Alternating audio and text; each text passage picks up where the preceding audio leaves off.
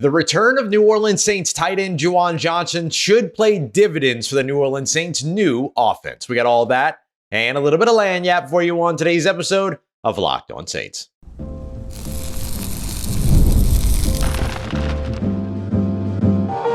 You are Locked On Saints, your daily New Orleans Saints podcast. Part of the Locked On Podcast Network, your team every day.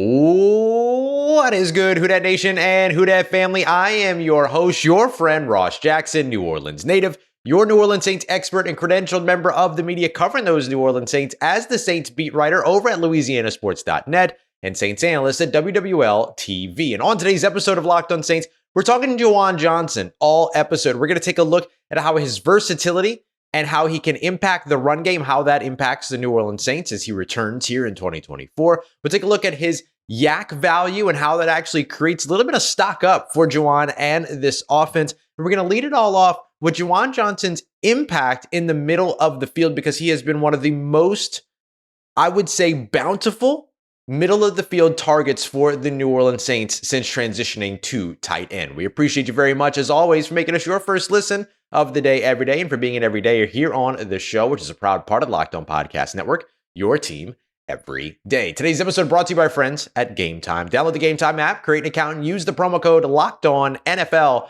for $20 off of your first purchase. Download Game Time today. Terms apply. All right, so Juwan Johnson working his way back has been great news for the New Orleans Saints.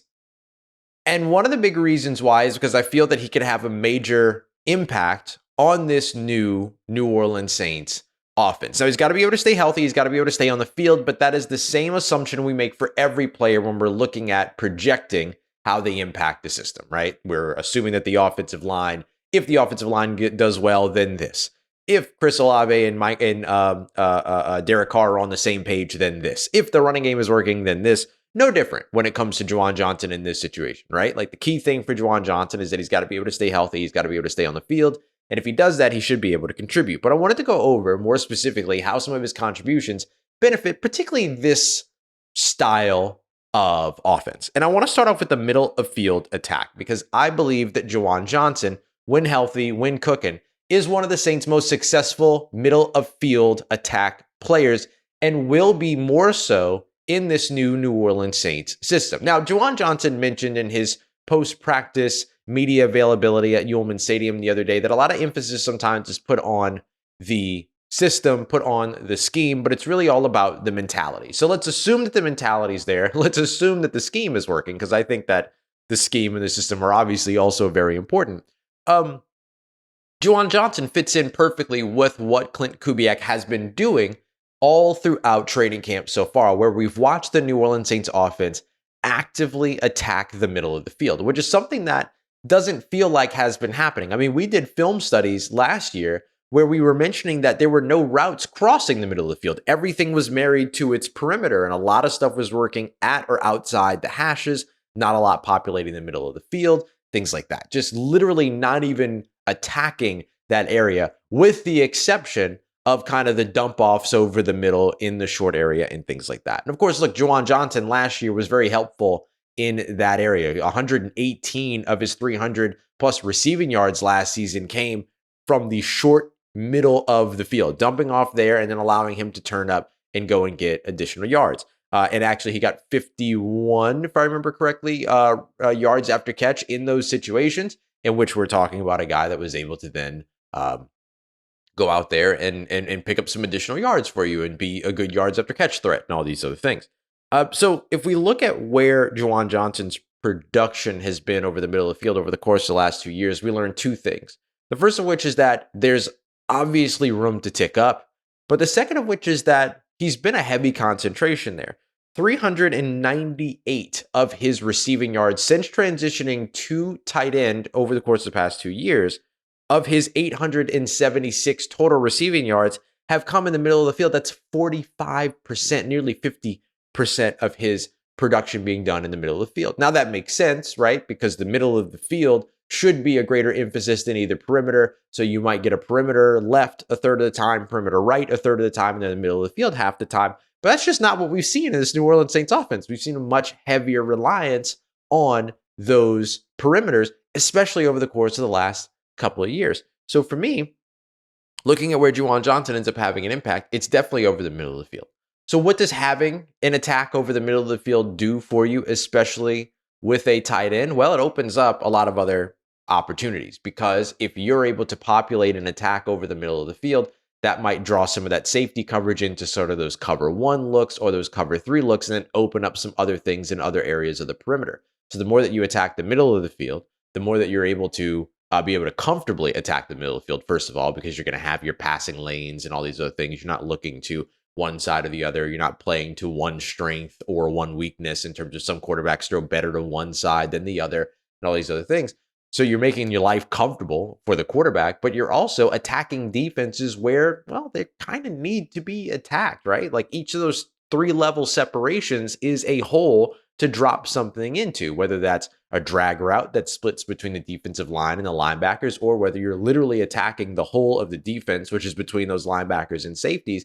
If you're able to do that before one of those safeties comes down to be able to pick up a route, then you're in business. And we actually saw the Saints deploy something just like this in yesterday's practice on Wednesday, where Derek Carr dropped one in the bucket over the 2nd-level linebackers, but under the 3rd-level safeties, and right into the waiting arms of a Taysom Hill, who ran a great route in the middle of the field that attacked that very area. Now you add Juwan Johnson to that mix, and you get this big, physical, tall player that's able to go out there and make similar plays and maybe be able to turn in a little bit of a performance after the catch, which we're going to get to here in just a moment. But the middle of the field attack is very, very beneficial for New Orleans. It also creates opportunities, or creates the need sometimes for linebackers to take a little bit more depth because of the fact that they're being attacked there, which is great for draw plays, read options, things like that, to where you get a little bit of breathing room, and great for your run game. So it's another example of how not only does your run game make your passing game better, but your passing game can indeed make your run game better. And then a further emphasis of that, if your run game is cooking, and then all of a sudden you have these linebackers at the 2nd level that are ready to be aggressive, you run a play action. What's the first cavity of the defense to open up but the middle of the field, because the linebackers get aggressive and charge down, biting on the play action. And then boom, all of a sudden that gap between the 2nd-level linebackers and the 3rd-level safeties becomes even more cavernous. It gives you an opportunity to be able to attack even more upfield in those situations. Or you bring a safety down because of that, blah, blah, blah, blah, blah. Like, you get the idea here.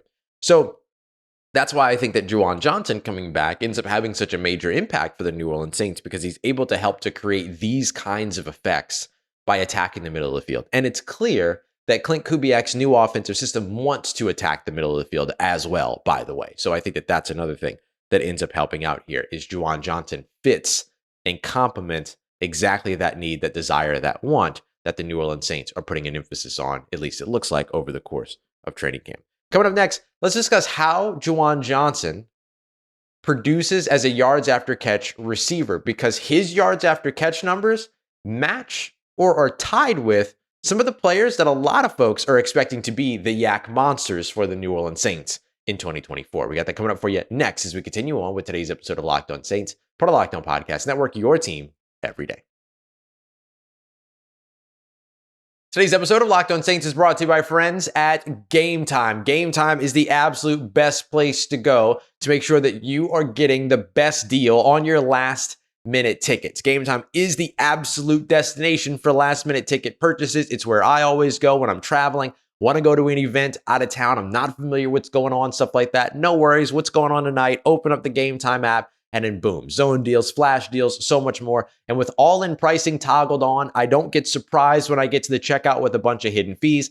I pay what I agreed to pay. That's why I always make sure that all-in pricing is toggled on. And of course, I love being able to see the view from the seats before I purchase the seats as well, so I know exactly what I'm getting. Game Time simply helps you take all the guesswork out of buying tickets. Download the Game Time app today, create an account, and use the promo code LOCKEDONNFL for $20 off of your first purchase. Terms apply. Again, create an account and redeem code LOCKEDONNFL for $20 off. Download Game Time today. Last minute tickets, lowest price guaranteed.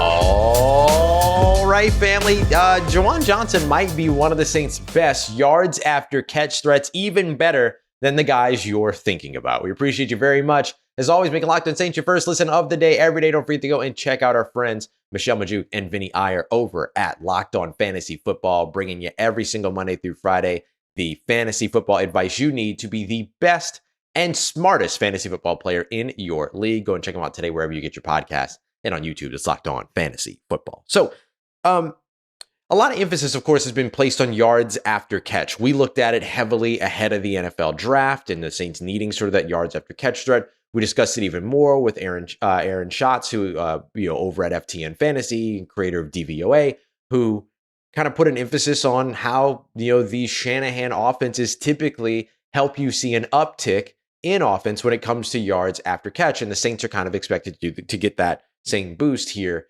in 2024, or at least get some kind of boost here in 2024, because Saints have not been a very effective yards after catch team as of late, but that can change with this new system and with a healthy Juwan Johnson, who, believe it or not, has some of the best numbers over the course of the past couple of years when it comes to yards after catch. So just looking at the last 2 years, again, I'm kind of focused on where he's been mostly maximized at that tight end position. He has been tied for third with yards after catch, tied with Rashid Shaheed in terms of total receiving yards or yards after catch, 327. And so we know that Rashid Shaheed is the guy that is the returner that has the ability to add the yards after catch for this team in 2024. He's going to be a big kind of emphasis in that area. We looked at Derek Carr, who has had his yards after catch per reception average drop over a yard over the course of the past 5 years. So not just starting with last year, but over the course of the past 5 years.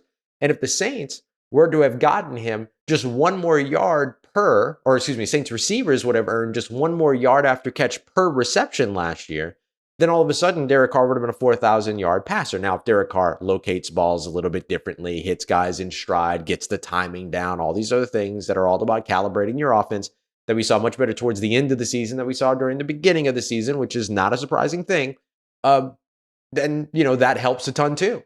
But you also need guys that just have, as Juwan Johnson mentioned, the mentality to simply go out there and make those types of plays, to go out there and get that yards after catch, to not only catch the football, but be willing to turn upfield and go and pick up some yards. We saw Chris Olave's mentality change a lot last year in that very angle, or at least it became, I guess, more intelligible on the field that he was catching and turning upfield and fighting for yards and all these other things.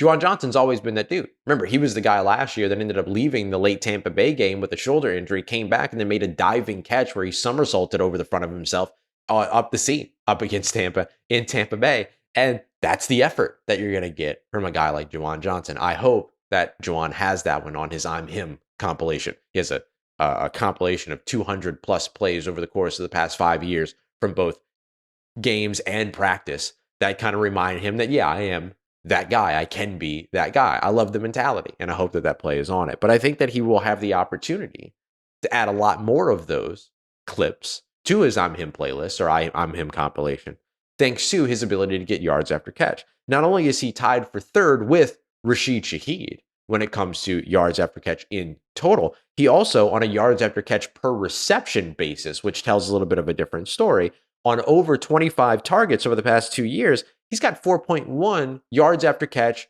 per reception. Why is that important? That's more than Taysom Hill. That is considerably higher than Chris Olave. And it's much higher, nearly twice as much as Michael Thomas was over the course of the past 2 years. And I know that Michael Thomas didn't play as many snaps, so that's why I went to the yards after catch per reception, the average, because I want to highlight the fact that Derek Carr praised Michael Thomas for being a guy that was going to be able to go out there and get an extra 4 or 5 yards per catch. Michael Thomas didn't do that over the course of the past couple of years, but you know who did? Juwan Johnson did. And I think that's one of the things that we have to remember when it comes to how Juwan Johnson can truly contribute to this offense. If you can turn a 0-yard catch into a 4-yard catch every single reception, every single play, you're winning a football game. If you can turn a 4-yard catch into an 8-yard catch on 2nd and 10, then all of a sudden you're ahead of your planned schedule when it comes to your offense. You feel what I'm saying? And so adding 4 yards after catch might not be the big explosive, 70-yard plays and things like that, but that's okay. The other thing that I look at with all this is that you don't necessarily need all of those big plays to happen. What you need is to pick up yardage on a down in, down out basis and be able to maximize your passing game. And sometimes maximizing your passing game means getting an extra 4 yards after the catch sometimes and turning a 6-yard gain into a fresh set of downs. You know what I'm saying?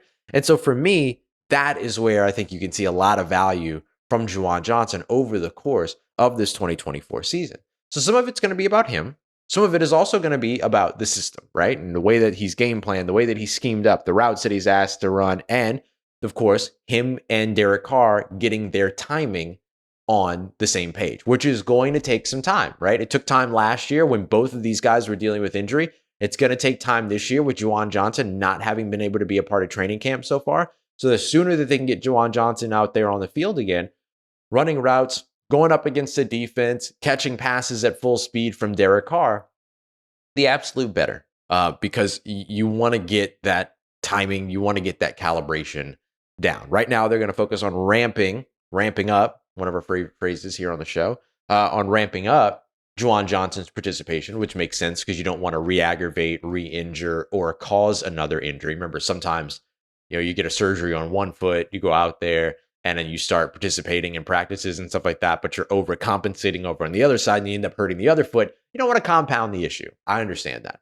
But the sooner that those two guys can kind of get on the same page, learn their timing together, I think it's going to be for the better, especially in categories like yards after catch, which are just as much about the ball that's being thrown than the mentality or the physicality of the player that has caught it. This was always a part of Juwan Johnson's brand. You can go back and look at his 2019 scouting profiles and scouting reports.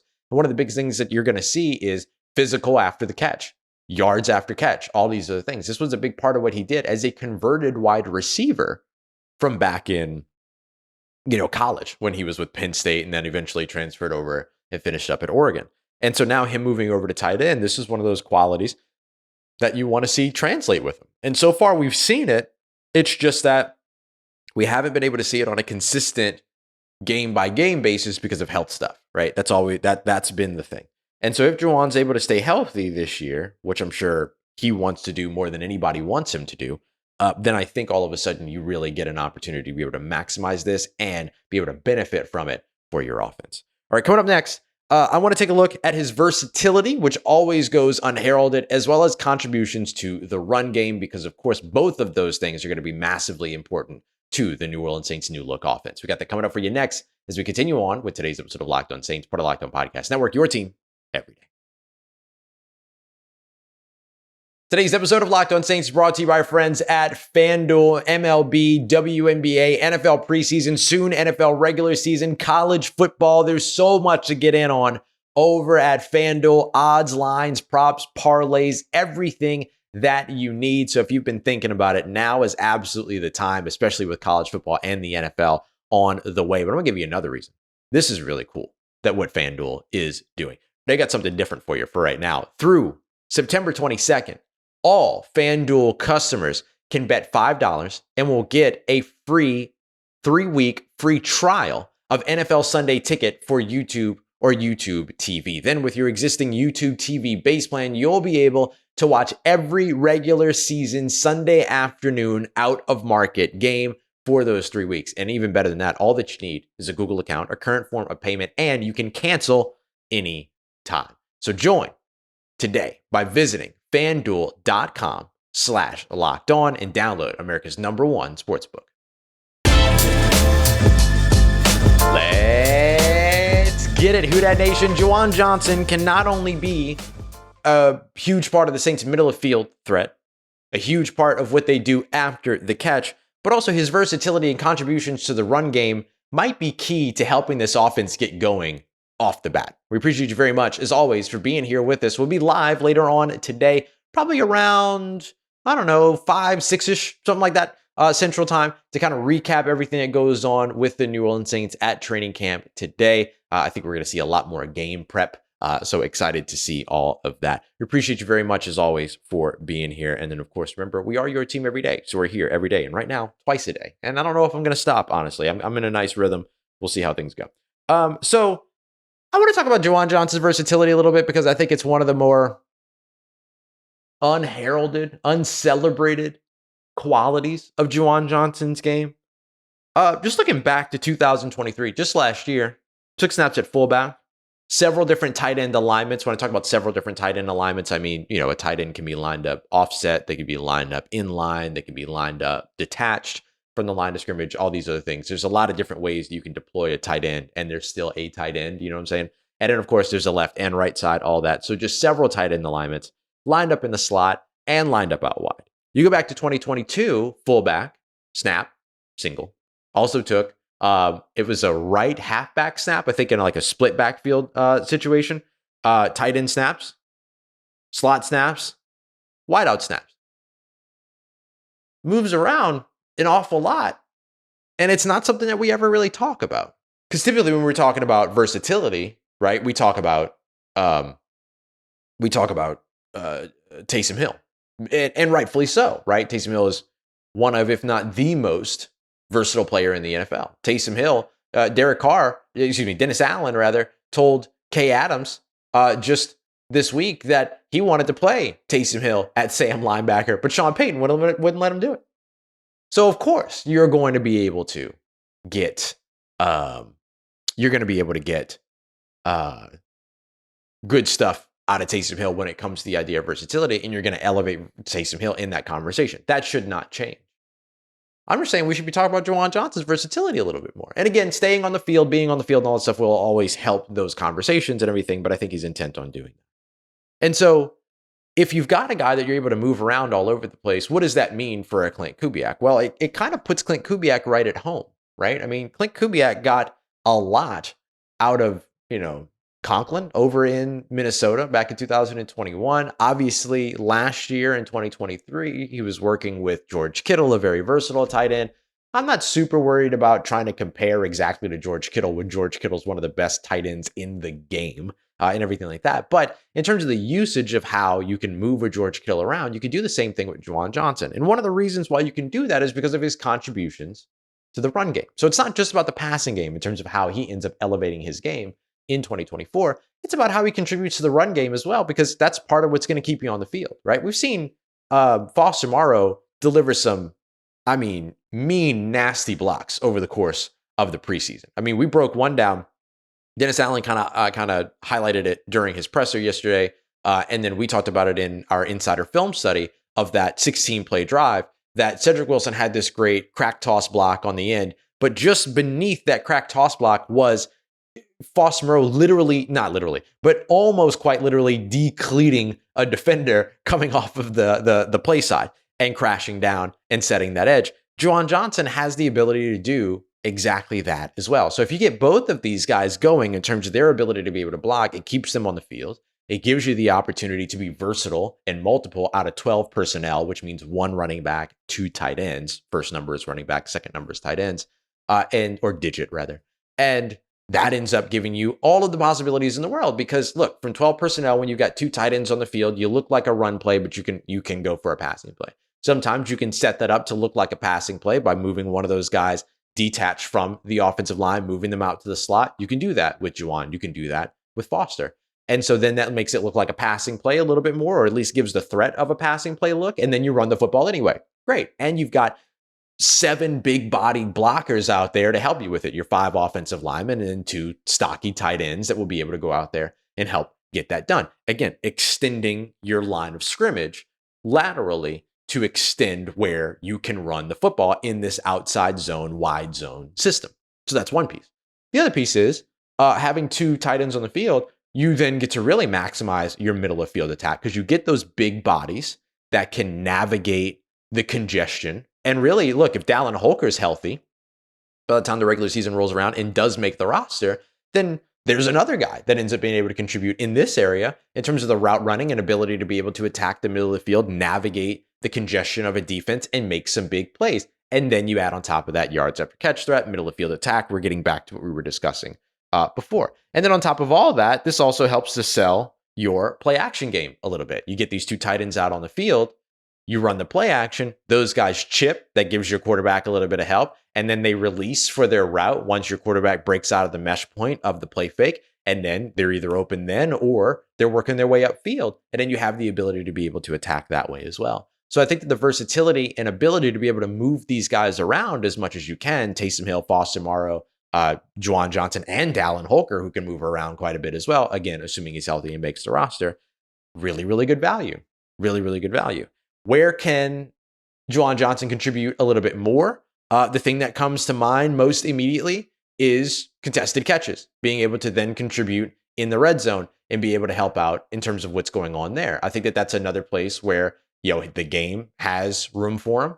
He has the opportunity to be able to hopefully help out and contribute from that area. And then, of course, the Saints lost Jimmy Graham last year, who helped them out tremendously in the red zone. Can Juwan Johnson help out from there? Looking at his contested catch marks from the past couple of years, thanks to our friends over at Pro Football Focus, a nice 64.3% contested catch rate, 9 of 14 on contested catches last year in 2023. That's pretty reliable. That's pretty nice. Going back to 2022, that percentage, though, drops to 36.4, only 4 catches on 11 contested catch targets and opportunities. So you got to be more of 2023 than you were at 2024 or than you were at 2022. But hey, a year later, that's kind of what you're banking on anyway. So I think that that's another way that you might be able to see Juwan Johnson prove something, right? This is the we don't know yet stuff that maybe he can add on here. And then, of course, continuing to develop as a run blocker, but he's always been physical, always been willing, always been capable in that area. Just now has to continue to get used to blocking much bigger guys than the cornerbacks that he was blocking in college, right? Like that's part of the transition. And so Juwan Johnson, I know he tries to block out what everybody else says and stuff like that, but like I think that a healthy Juwan Johnson contributes a lot of important assets to the success of this new New Orleans Saints offense. All right, y'all. We appreciate you very much for being here for another episode and for making us your first listen of the day every day. We'll be back with you later on today live after practice. Thank you so much for making us a part of your day, part of your routine, for saying yes to me on the show. As always, if you see me, please say hi. And if you need anything else around your New Orleans Saints in between these episodes, make sure you follow me on your favorite social media at Ross Jackson, NOLA. Hit me up. Let me know how the family's doing. Let me know how you living. Let me know how you momming them. And trust Who Dat Nation. I'll holla at you.